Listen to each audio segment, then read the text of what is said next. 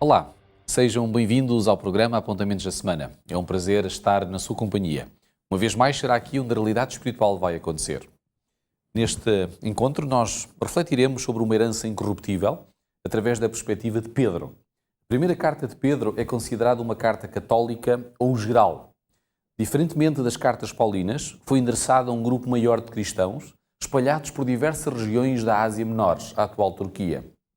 Alguns estudiosos entendem que esta carta é o mais condensado resumo da fé cristã e da conduta que ela inspira em todo o Novo Testamento.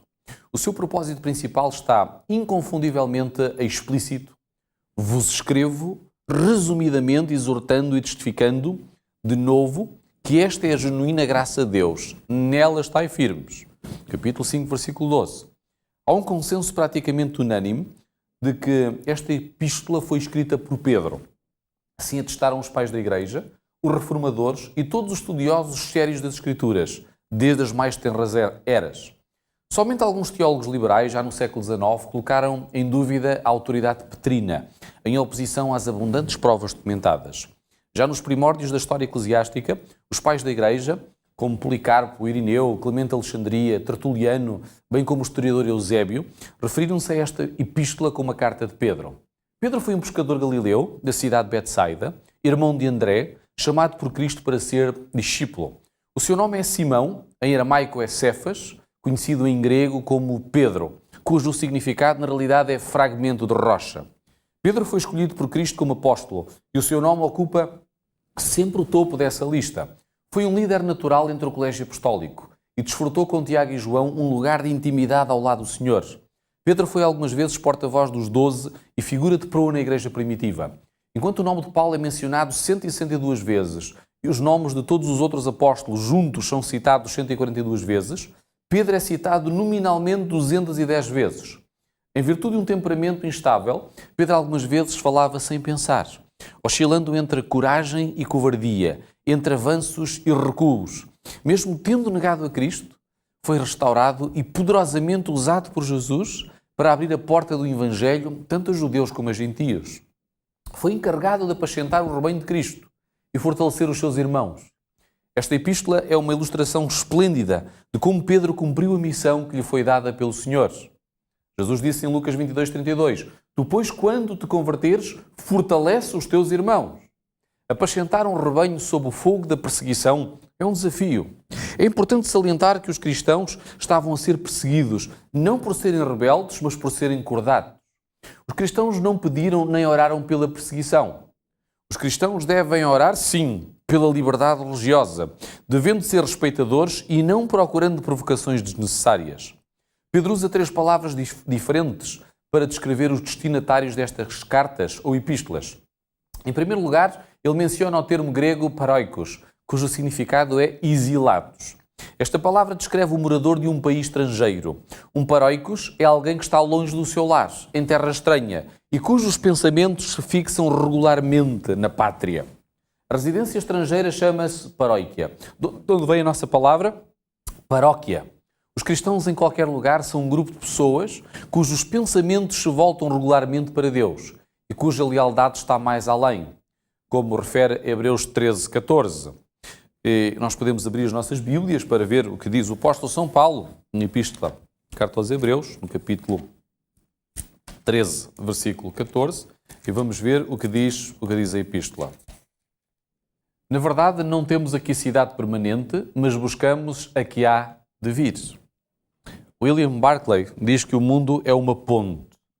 O homem sábio passará por ela, mas não edificará sobre ela a sua casa, pois o cristão é um exilado da eternidade. Paróicos seriam estrangeiros residentes que um dia almejariam regressar à pátria. Em segundo lugar, Pedro menciona o termo grego diáspora, cujo significado é dispersão. Esta palavra era atribuída aos judeus dispersos por entre as nações, em virtude de perseguição ou mesmo por interesses particulares. Agora essa mesma palavra é atribuída aos cristãos, espalhados pelo mundo, devido aos ventos da perseguição. Só que a perseguição, porém, em vez de destruir a igreja, promoveu-a. O vento da perseguição apenas espalhou a semente, e cada cristão era uma semente que florescia onde estava plantado.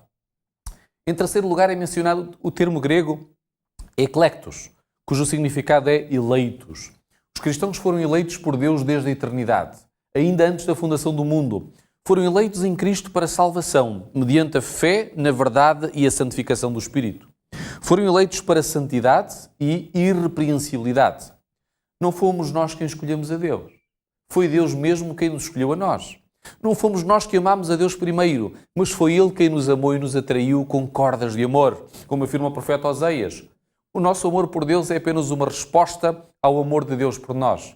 Não fomos escolhidos porque queremos em Cristo. Queremos em Cristo porque fomos escolhidos, de acordo com Atos 13:48. Também não fomos escolhidos porque éramos santos.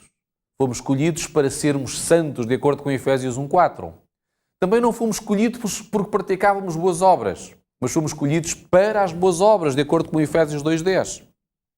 A eleição divina é eterna e incondicional.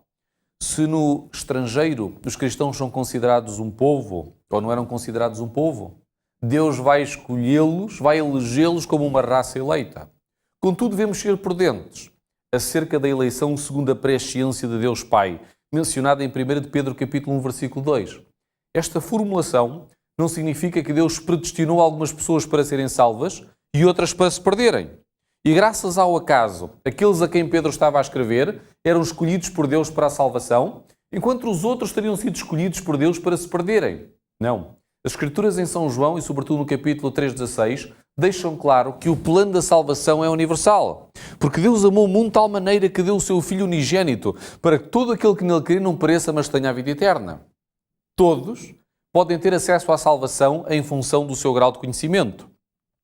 A presciência de Deus refere-se àqueles que aceitariam os méritos do Filho através do livre-arbítrio. A doutrina da divindade é central também na Epístola de Pedro. O apóstolo enfatiza logo no início da sua epístola a evidência das três pessoas da divindade. O Pai elegeu o povo de acordo com a sua presciência.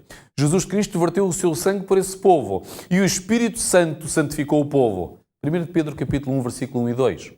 A carta destaca igualmente a doutrina da Cristologia. Pedro enfatiza tanto a humanidade quanto a divindade de Cristo. Mostra Cristo como nosso exemplo no capítulo 2, versículo 21. É nosso substituto no versículo 24 do capítulo 2. Morre pelos nossos pecados, capítulo 3, versículo 18. Pedro apresenta Cristo como Senhor, no capítulo 3, versículo 15. A carta também evidencia a soteriologia, ou a doutrina da salvação, ou a doutrina também da Trindade, do Espírito Santo. Mesmo em esparsas referências, o apóstolo descreve de maneira ampla a obra do Espírito Santo. O texto diz que o Espírito santifica ao povo de Deus, no capítulo 1, versículo 2. Orienta a pregação, no versículo 12. Agiu na ressurreição de Jesus Cristo, no capítulo 3, no versículo 18. E repousa sobre os cristãos que sofrem, no capítulo 4, no versículo 14. A carta destaca a doutrina da Igreja. Embora a palavra Igreja não apareça na carta, toda a epístola se refere a ela ao descrever o povo de Deus como eleitos e forasteiros do mundo. Capítulo 1, versículo 1 e 2, assim o mencionam. O texto diz que a Igreja é raça eleita, sacerdócio real, nação santa, povo de propriedade exclusiva de Deus, no capítulo 2, no versículo 9. Quem é santo pratica amor Filadélfia, ou amor fraternal com o seu próximo. E este não é um amor baseado em sentimentalismo, mas no princípio que procura o bem e a salvação do outro. O texto pastoral realiza um chamado veemente à santidade. Em meio ao sofrimento. O sofrimento pode trazer endurecimento de coração e mesmo decepção. Muitos, como a semente lançada entre os espinhos, sucumbem diante da dor. Outros revoltam-se, como a mulher de Jó. Há outros que preferem a apostasia ao martírio, como Demas. Pedro escreve essa missiva para encorajar os cristãos à santidade, mesmo no meio da adversidade e do sofrimento. A carta destaca a salvação como o fundamento da nossa alegria. Os cristãos não tinham pátria permanente. Viviam dispersos pelos cantos da terra, mas podiam mesmo nessas fugas constantes alegrar-se na salvação. Esta nova era tinha chegado por causa da vida, morte e ressurreição de Jesus Cristo, em cumprimento das profecias do Antigo Testamento e como resultado do definido conselho e presciência de Deus. Todos os acontecimentos messiânicos alcançarão pleno cumprimento com a volta de Cristo, em glória e com o juízo dos vivos e dos mortos. Estes factos são a base de um apelo ao arrependimento e da oferta do perdão e da oferta do Espírito Santo e da promessa da vida eterna. A esperança da segunda vinda de Cristo como a consumação de todas as coisas é como um fio dourado que percorre toda a epístola. Nós estamos no mundo, mas não somos do mundo. A nossa herança não está aqui. A nossa pátria permanente não está aqui. Que nada nesta terra nos faça perder esta herança incorruptível. Nada nem ninguém. Gostaríamos de concluir. Depois de termos aprendido sobre esta herança incorruptível que não deve ser abdicada, na próxima semana nós voltaremos para estudar mais uma lição. Até lá!